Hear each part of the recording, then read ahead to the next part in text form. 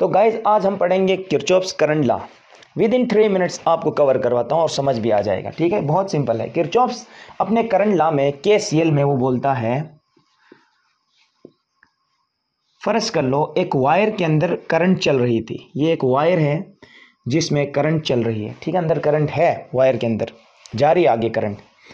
अगर मैं इस वायर के साथ 2 और वायर जोड़ लूं, सही है, देखो एक वायर मैंने 2 वायर जोड़ा, यहां से तो आ रहा था मेन वायर जिसका करंट आई है, और आगे मैं जोड़ रहा हूं 2 वायर। फर्ज कर लो एक और वायर जोड़ लो, 3 वायर जोड़ो, एक और जोड़ लो, 4 वायर, जितने वायर जोड़ना है यहाँ पे। ठीक, इस पॉइंट को जंक्शन बोलेंगे। क्या बोलेंगे? जंक्शन। इसीलिए इस लॉ का नाम किरचॉफ्स जंक्शन रूल भी कहते हैं। देखो, जंक्शन की तरफ आने वाला करंट और जंक्शन से जाने वाले 4 करंट, मैंने 4 बनाया, 2 भी जा सकता है, 3 भी जा सकता है। ठीक है, 1 से ज़्यादा जाएगा। जंक्शन उसी को बोलेंगे जहाँ पे 1 से ज़्यादा वायर्स जुड़े हुए हों। फॉर एग्जांपल आपके मोहल्ले के अंदर जो बिजली का जो टावर होता है, सही है, जो पोल लगा हुआ है जिस पे वायर्स कनेक्ट होते हैं, मोहल्ले के सारे कनेक्शन उसी वायर से कनेक्ट है, तो यानी वो जंक्शन है आपका, जहाँ से वायर सारे मोहल्ले में कनेक्ट है, सारे घरों की तरफ उस जंक्शन से बिजली जा रही है। तो समथिंग लाइक दैट। तो यहाँ देखो किरचॉफ्स अपने लॉ में कहता है, देखो ये जाने वाला करंट को मान लो I1, इसको मान लो I2, इसको मान लो I3, इसको मान लो I4। ऐसा क्यों मानेंगे? वो इसलिए मानेंगे, देखो आने वाला करंट को आप समझ लो कि एक पाइप है, उसमें पानी आ रहा था, आगे जाके 5 कनेक्शंस में वो पानी तकसीम हो गया, यानी 5 मजीद छोटे छोटे पाइप्स में वो पानी गया। कुल मिला के आपको पता है इस पाइप में आने वाला पानी यानी करंट, आपको पता है इक्वेशन हम यूँ लिख सकते हैं किरचॉफ्स लॉ का।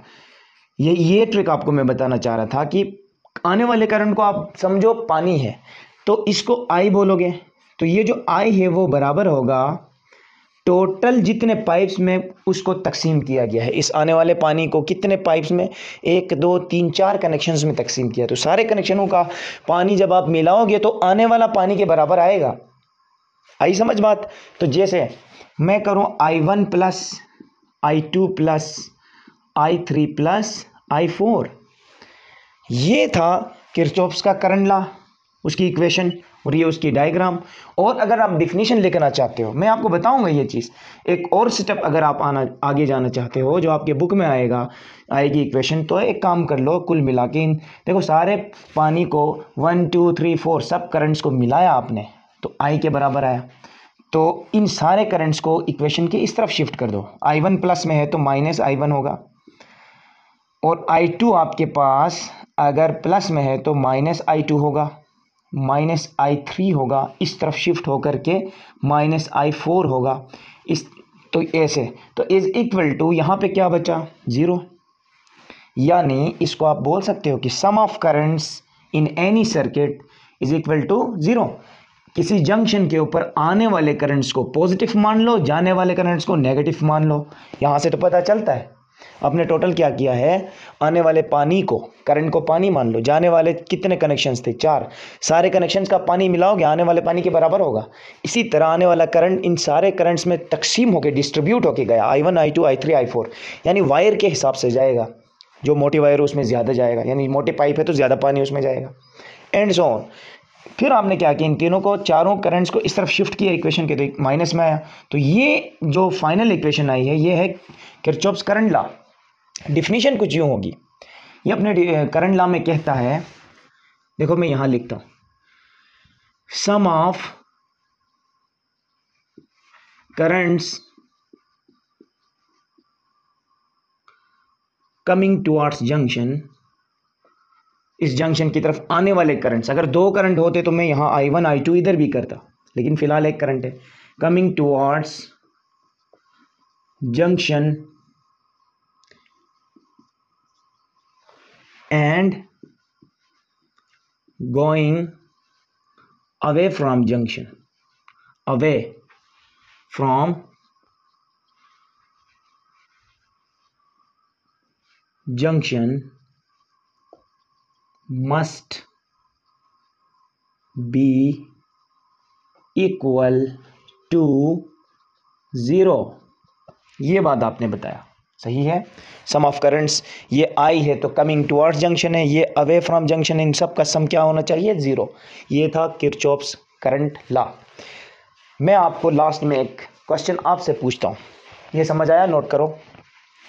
अच्छा देखो, अगर एक जंक्शन है, लेट्स से ये यहाँ पे दो करंट्स आ रहे हैं,